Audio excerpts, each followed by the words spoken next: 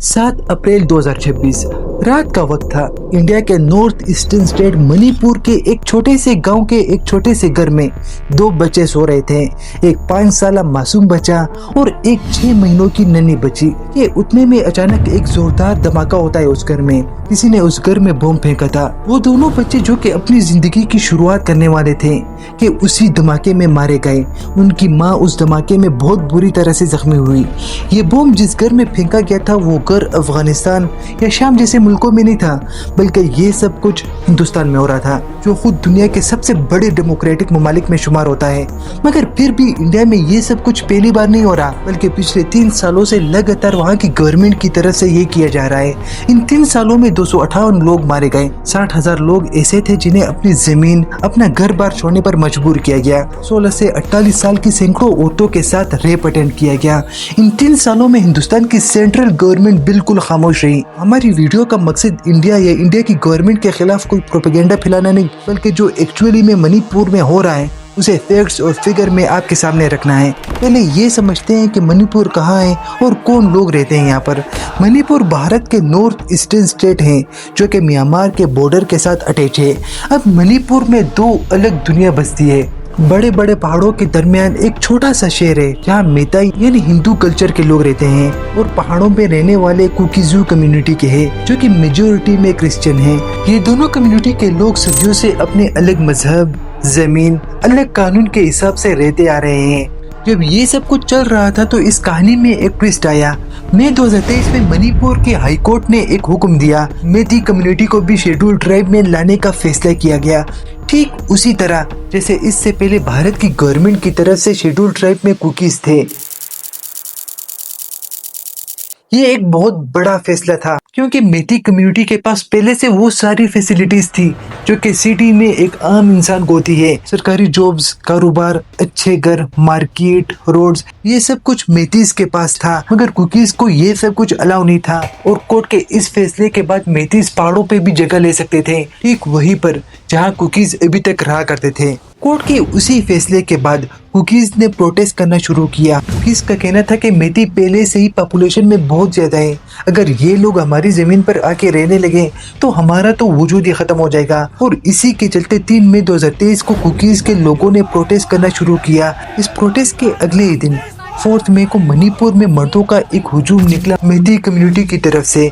सैकड़ों मर्द थे उस हुजूम में और उनके हाथों में थी कुकीज की 2 लड़कियां। उन मर्दों ने पुलिस की तहवील से पहले उन लड़कियों को निकाला, फिर उन्हें सड़क पर लाया गया। सड़क पर लाने के बाद उनके कपड़े उतारे गए और पूरी भीड़ के सामने उनसे परेड कराया गया। ये सब कुछ जब हो रहा था तो वहाँ की पुलिस वहाँ पर खड़ी थी, मगर पूरा सिस्टम खामोश था।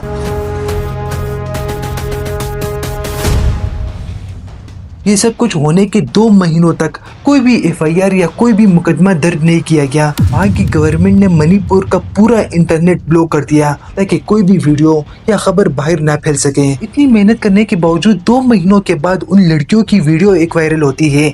तब जाके पूरी दुनिया मणिपुर से खबर हुई, और इतने में मोदी सरकार भी हरकत में आ गए। मणिपुर की जो घटना सामने आई है, किसी भी सभ्य समाज के लिए ये शर्मसार करने वाली घटना है। वीडियो वायरल होने के बाद पार्लियामेंट में शोर मचाया गया। ओपोजिशन पार्टीज ने सवाल किए बीजेपी से। मणिपुर के लोगों को मारकर भारत की हत्या की है। पूरे पार्लियामेंट सेशन में खामोश बैठा मोदी आखिर में सिर्फ ये बोल सका कि मणिपुर में जो कुछ हुआ वो शर्मनाक था पूरे देश के लिए। सिर्फ बस इतना ही बोल सका। 3 माह की लंबी खामोशी के बाद कोई भी एक्शन प्लान, कोई भी स्पेशल इन्वेस्टिगेशन नहीं की गई, किसी भी चीफ मिनिस्टर को नहीं हटाया गया। इन सब के दौरान कुकीज के साथ हर तरह का टॉर्चर किया गया। कुकीज के लोगों को मारा जाने लगा, उनकी औरतों के जिस्मों का गलत इस्तेमाल किया जाने लगा। ये सब कुछ होने के बाद मणिपुर में एक नई हुकूमत आती है। इस हुकूमत की शुरुआत में मणिपुर के हालात थोड़े बेहतर होने लगे। सिर्फ चंद ही हफ्ते गुजरे थे, एक उम्मीद पैदा हो गई थी वहाँ के लोगों को कि शायद अब कुछ रहम किया जा सके बीजेपी की हुकूमत की तरफ से। मगर इस बार भी कोई भी सुनने वाला नहीं आया। नए चीफ मिनिस्टर के आने के कुछ ही दिनों बाद बिष्णुपुर जिले के एक छोटे से घर में 2 बच्चे सो रहे थे कि उस घर पर रॉकेट फेंक दिया जाता है। धमाका होते ही वो दोनों बच्चे मार दिए जाते हैं और उनकी माँ बहुत बुरी तरह से जख्मी होती है। आसपास के घरों में जैसे ही ये खबर फैलती है तो लोग सड़कों पर निकल आए।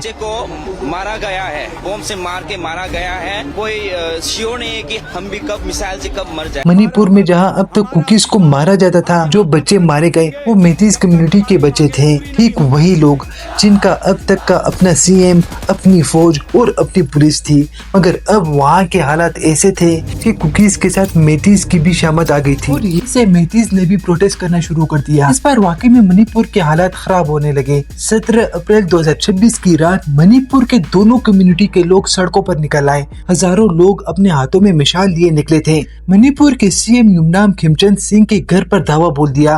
पुलिस हेडक्वार्टर को टारगेट किया गया। सिर्फ यही मुतालबा किया कि जो कुछ इन 3 सालों में इनके साथ किया गया, इन्हें इंसाफ चाहिए उसका, मगर वहाँ पर भी इन्हें इंसाफ नहीं मिला। वहाँ के लोगों पर टीयर गैसेस चलाई गई, झड़पें हुई पुलिस के साथ, लेकिन इस बार ये लोग वापस ना हुए। ये वही मणिपुर था जहाँ 3 सालों से भारत की अपनी फौज अपने लोगों को मार रही थी। ये वही मणिपुर है जहाँ भारत की सेंट्रल गवर्नमेंट का पूरा सपोर्ट था ये सब कुछ करने में। ये वही मणिपुर है जहाँ भारत का सबसे बड़ा डेमोक्रेटिक झंडा हर बार लहराया जाता है। और अब इन 3 सालों में 250 के करीब लोग मारे गए, 60,000 लोगों को बेदखल किया गया। स्टेट लेवल गवर्नमेंट या सेंट्रल गवर्नमेंट हर बार खामोश रही। 29 महीनों के बाद मोदी खुद मणिपुर गया, मगर वहाँ जाने का भी कोई खास फायदा नहीं हुआ। आज भी जब हम ये वीडियो रिकॉर्ड कर रहे हैं तो मणिपुर आज भी जल रहा है, घर जलाए जा रहे हैं, लोगों को और बच्चों को मारा जा रहा है। औरतें आज भी वहाँ की सेफ नहीं, मगर इन सब के बाद भी दिल्ली खामोश है। वो आदमी जो कि 140 करोड़ हिंदुस्तानियों का प्रधानमंत्री कहलाता है खुद को, जो खुद को उनका सेवक कहता है, जो दुनिया की बड़ी बड़ी स्टेजेस पर हिंदुस्तानियों की तारीफें करता थकता नहीं, वो पिछले कई दिनों से, कई हफ्तों से या फिर कई महीनों से खामोश बैठा एक तमाशाई है। 4 मई के इंसिडेंट के बाद 2 महीनों के लिए इंटरनेट बंद कर दिया इस आदमी ने, मगर फिर भी 2 महीनों के बाद जुलाई 19 को वही वीडियो वायरल होती है। तब जाके पूरी दुनिया ने देखा, पूरी दुनिया बोल पड़ी इस पर। अमेरिका ने बयान दिया, बरतानिया ने बयान दिया, यूरोपीय पार्लियामेंट ने इस पर एक सेपरेट रेजोल्यूशन पास की, मगर मोदी सरकार के पास तब भी बोलने के लिए कुछ भी नहीं था। पूरे पार्लियामेंट में नो कॉन्फिडेंस मोशन चल रही थी। घंटों गुजर के ओपोजिशन मणिपुर पर जवाब मांग रही थी, मगर मोदी सरकार खामोश बैठे रहे। मोदी के पास जब इस सवाल का जवाब नहीं था तो मोदी ने पहला काम किया, मणिपुर का इंटरनेट ब्लॉक कर दिया। इन 3 सालों में 200 से ज्यादा बार मणिपुर का इंटरनेट ब्लॉक किया गया। हर बार जब भी कोई बड़ा इंसिडेंट होता है भारत में तो पहला काम वहाँ पर ये किया जाता है कि इंटरनेट ब्लॉक कर दिया जाता है। इन सब के दौरान 2024 में मणिपुर के लोकसभा के इलेक्शन होने थे। उस वक्त के मणिपुर के सीएम जो कि बीजेपी के आदमी थे, वो मणिपुर के लोकसभा के दोनों सीटों पर इलेक्शन लड़ा था। वो दोनों सीट बीजेपी हार जाती है। कुछ ही महीनों के बाद मेतीस ने मणिपुर के उसी सीएम के घर पर अटैक कर दिया। उस हमले के अगले ही साल 2025 में बीरेन सिंह ने अपनी कुर्सी से रिजाइन कर दिया, मगर इस सीएम के जाने के बाद भी मणिपुर के हालात दिन ब दिन खराब होते गए। इंटरनेट क्यों बंद हुआ है? What kind of nonsense is this? ये पीस चाहिए हमें। गवर्नमेंट